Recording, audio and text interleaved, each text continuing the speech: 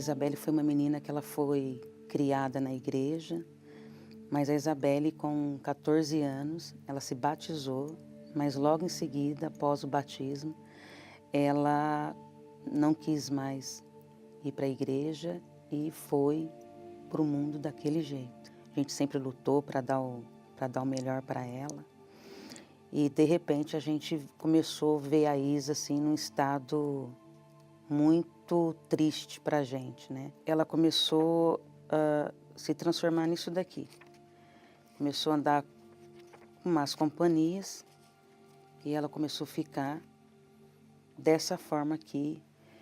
Começou a beber muito, né? Lembro uma vez que ela chegou em casa vomitando, cheirando muita bebida forte. Ela começou a usar alguns tipos de droga, como maconha, cigarro palheiro. Ela fumava um maço por dia, droga sintética. Aí ela acabou se envolvendo também com uma pessoa, essa pessoa também era dependente de droga, usava maconha também. Aí, quer dizer, o nosso desespero, ele começou a aumentar, né? E parece assim que quanto mais eu ia na igreja, quanto mais votos eu fazia, quanto mais propósitos eu fazia, pior a Isa ficava, né? A impressão que dava é que ela ia só piorando, né? O fato dela não me chamar de mãe era um fato que me machucava demais.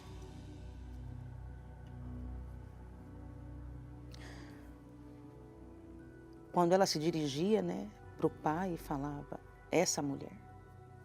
Então aquilo me machucava. Muito. Me machucava demais. Eu falava, Senhor, não é justo. Não é justo porque ela é minha única filha. Eu lembro uma vez eu fui fazer uma cirurgia e ela me deixou no hospital sozinha.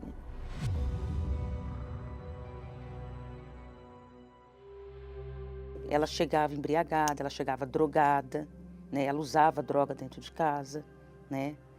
Então aquilo pra gente era uma afronta. Ela olhava bem dentro dos meus olhos e falava, olha, eu te odeio, né? Eu nem sei por que você é minha mãe. Tanta gente para ser minha mãe e você que foi ser minha mãe. Ao ponto dela ficar tão agressiva, o ódio ficar tão agressivo, que teve uma vez que ela partiu para cima de mim, fisicamente. E aquilo foi... Eu acho que aquilo ali foi o meu fundo de poço, como mãe, né, como cristã, né? Como foi a cena? Desesperadora, porque meu esposo ele teve que separar, né? Teve que tirar ela de cima de mim. A batalha que nós enfrentamos com a nossa filha Isabelle, ela teve vários momentos em que nós percebemos que só Deus para poder nos dar essa força, porque além de ser uma batalha que nós vivíamos buscando ter notícias delas, que várias vezes ela ficou por mais de 3, 4 dias sem a gente ter nenhuma notícia dela, mas a gente estava na fé. Eu lutei por ela dos 14 até os 28. Então foram muitas correntes, muitos votos. Só que eu tinha dentro de mim, né, de não desistir. Fazer igual aquela viúva. Vou bater, vou incomodar. Uma hora essa situação vai reverter. Em nenhum momento a senhora pensou em desistir? Nunca. Nunca pensei em desistir. Nunca. Nunca, até mesmo porque eu sabia o Deus que eu servia.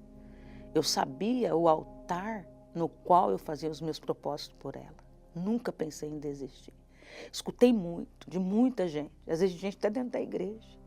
Coloca para fora, manda embora. Tá sofrendo com essa menina porque essa menina sempre teve tudo.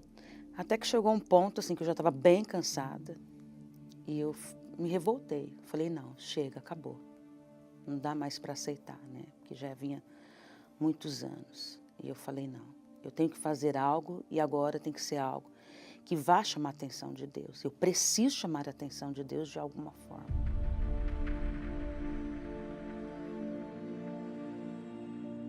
Agora, dona Thaís, eu queria entender por que essa boneca está aqui.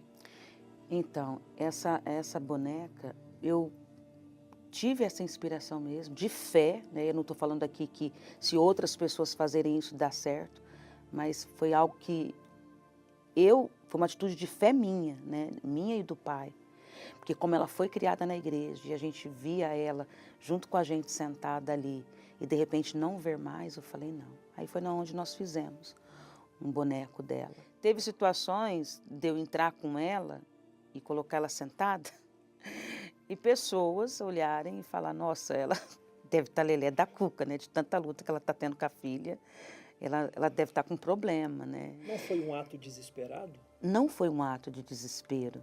Foi realmente um ato de fé, não foi um ato de desespero. E eu já havia feito fogueira santa para ela, né? Toda a fogueira santa eu fazia pela vida espiritual dela, né? E até que teve uma que foi tomada assim de decisão mesmo, que eu falei, não, agora chega. Deus me pediu algo que para mim, humanamente falando, ia me custar demais. Mas eu tomei a decisão na mente e não no coração. Eu tomei a decisão de fazer exatamente como Deus me pediu. E eu tinha uma empresa e eu vendi essa empresa. E eu coloquei essa empresa, eu sacrifiquei essa empresa no altar por ela. Quem pediu isso para a senhora? O próprio Deus. Ninguém me pediu, ninguém me falou nada. Foi o próprio Deus. Inclusive essa empresa é uma empresa que eu lutei mais de 10 anos para reconquistar ela. E quando eu consegui conquistar ela novamente, Deus veio e pediu. E eu coloquei imediatamente. E eu fui trabalhar nessa empresa como funcionária. Numa empresa que era minha, eu fui trabalhar de funcionário. A subida para o altar, ela não é tão difícil quanto a descida. Porque a descida é na onde você tem que permanecer crendo.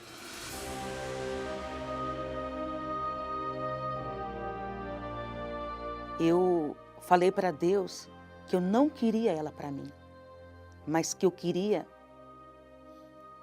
ela para Ele. A vida dela estava ali dentro, estava em cima daquele altar. E depois de 3 dias desse propósito, houve uma resposta. Ela foi embora de casa. É por isso que eu falo que são 3 estágios, e o estágio da descida, que é o estágio da perseverança. Falei, nós estamos no caminho certo, fique tranquilo. Então, essa certeza, ninguém me tirava ela, nem o inferno me tirava ela. E eu falei para o diabo isso, você pode levar, mas do mesmo jeito que você está levando, você vai ser obrigado a trazê-la. E até que eu recebi uma notícia, uma ligação, no dia 17 de dezembro de 2023.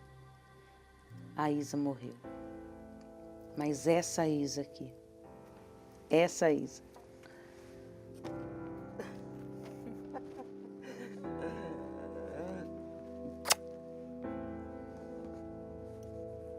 Então essa é a nova Isa. Essa é a nova Isa, porque aquela Isa já não existe mais.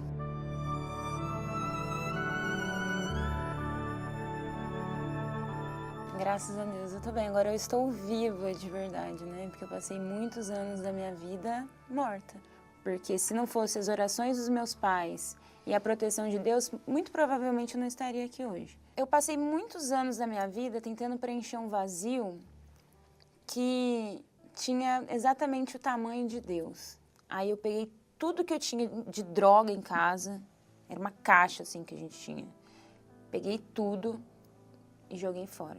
Então eu precisava deixar a velha Isa, tudo que eu vivi, tudo que eu fiz, tudo que eu sentia lá no batistério. E essa Isa morreu? Graças a Deus ela morreu. Morreu. E eu sei para que eu fui gerada, para quem eu fui gerada. Hoje eu tenho paz de fato e de verdade. Não preciso de mais nada. Tudo que eu usava como muleta para suprir esse vazio, né, as drogas, as festas, os namoros, nada disso faz sentido para mim mais. Hoje ela é uma menina que me chama de mãe, de mãezinha. Hoje nós falamos das coisas de Deus até 2 horas, 3 horas da manhã, que era o meu sonho, né? Poder falar sobre as coisas de Deus com ela. É uma outra Isa, né? Realmente a Isa, ela nasceu assim de novo, né? Ver a Isa sentada aqui do lado, sem ser o boneco. era uma certeza que eu tinha.